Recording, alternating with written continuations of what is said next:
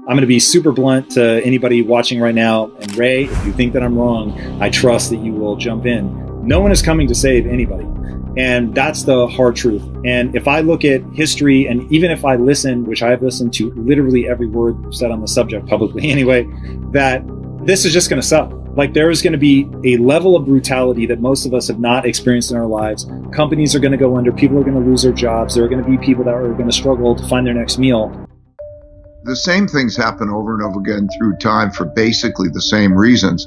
A lot of these things happen once in a lifetime, and if you don't go back and see how they worked over time, then you're in trouble. So there's a pattern.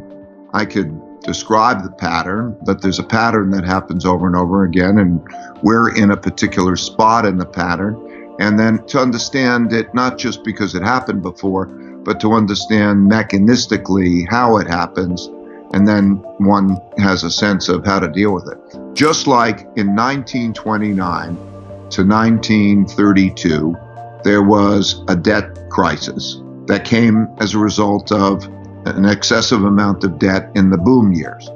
And then when you have that in 1932, we hit zero interest rates. And when they hit zero interest rates in 32, like in 2008, central bank prints money and buys financial assets. What happens in these cycles is that normally central banks can stimulate the economy by lowering interest rates.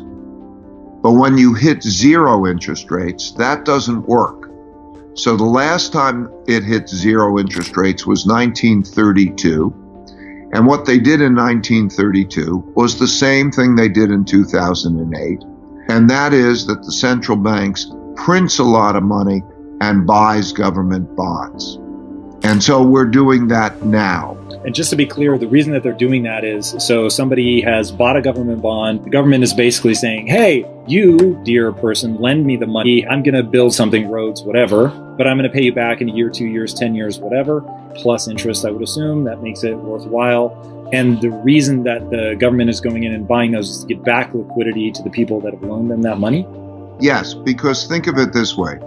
The central government, and also companies and individuals, don't have the capacity to create money. So the central government has the right to determine they can tax people, they can get money from people, and they can spend money on whatever they want to spend money on. But they don't have the right to print money and create money and credit like the central bank does. Central bank is the Federal Reserve.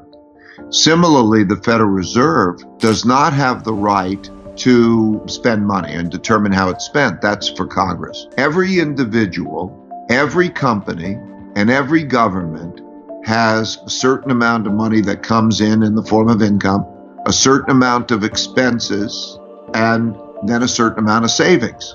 So you do individually, and it works the same way for everyone, so that if their income falls to be less than their expenditures, they're in trouble unless they have a good savings. And then they go to the savings. So all around the world, there are lots of entities that are in trouble in that way. So the government, the two parts of the government, the U.S. government, they have to give money, and so they print money. We call it print. There's not even paper much. It's digitally create money, and then that comes in the form of loans. Okay, so basically they're digitally creating money, which they're allocating to the government, and then the government is deciding how to disperse those funds? Yeah, the Federal Reserve will buy government bonds, so it's a transaction of buying it, and they will also buy private bonds. They might pick a company, many companies, and they'll say, I will buy your bonds, which is the equivalent, I will lend to you. That's happened through history. So what we're going through is the same process as happened in the 1930 to 1945 period. What can the average person take away from that? They don't have bonds. They don't think like that. They may not even understand what their 401k is, or they may not even have a 401k. So how do they navigate this? Is it just head down, do your best to weather the storm? Or is there actually something that they can learn from the historical perspective and move on now to make this easier for them? Yeah, it's the same for every individual, same for every company. If you understand this, then you understand. Well, there are three things. The first is look at your income, your expenses, and your savings, and then do a stress test so that you get yourself secure. If you were to lose your income, or if the income were to fall beyond a certain level, and you play that out, maybe that means you go get unemployment insurance or whatever. How long can you live in an acceptable lifestyle? And do you have a savings that is adequate for that? Okay, so what you do is you calculate, if I lived in a simpler lifestyle and I had this amount of earnings, how many months or years could I live acceptably? What countries or what periods of time has going through this kind of crisis been managed well so that we come out the other side with as little sort of pain and suffering as possible? Well, an example would be the differences in the way Roosevelt did it. So again, 1929 to 32, interest rates hit zero, they print money, we had a large wealth gap, and then they sat down and they figured out, how do we keep it orderly and how do we change the circumstances, whether it's taxes or how do you reorganize it so that the system works well. There is a risk also at the same time, because the world is going through that, there's a risk of conflict. So in Germany, Hitler came in power in 1933.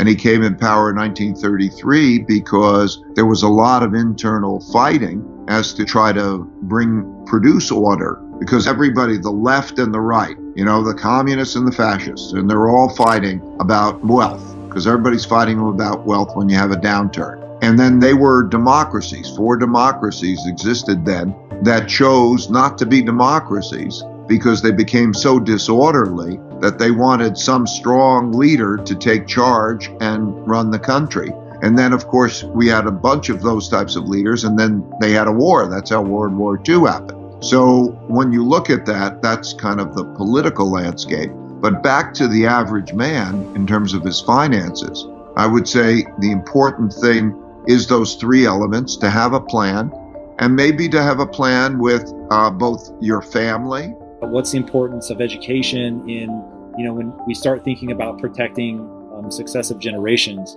how much of that comes down to education?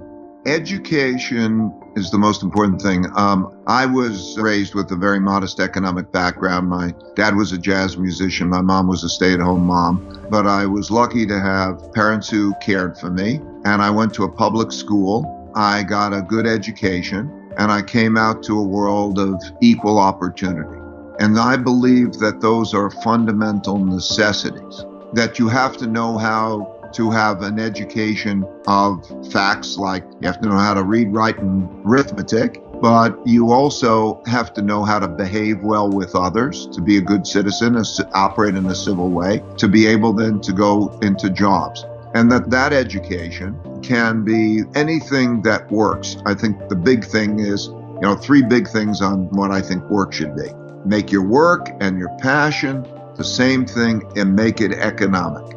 If it works, that you love your work, you'll probably be better at your work. So you want those things. And then there's the economics of it. So it could be anything from learning trades, whatever it may be. Education certainly does not have to be college.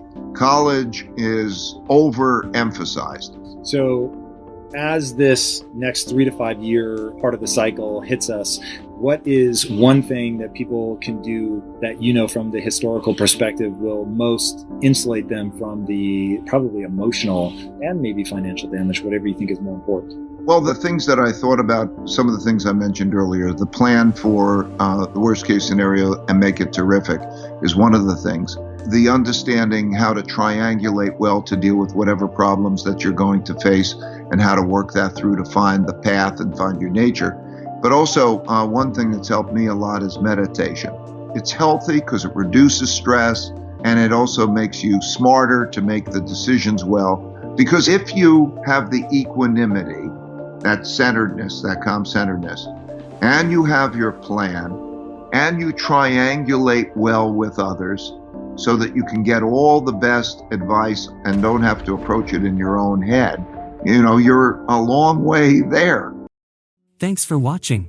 And if you liked this video, please let me know about it in the comments section below. And be safe and wealth.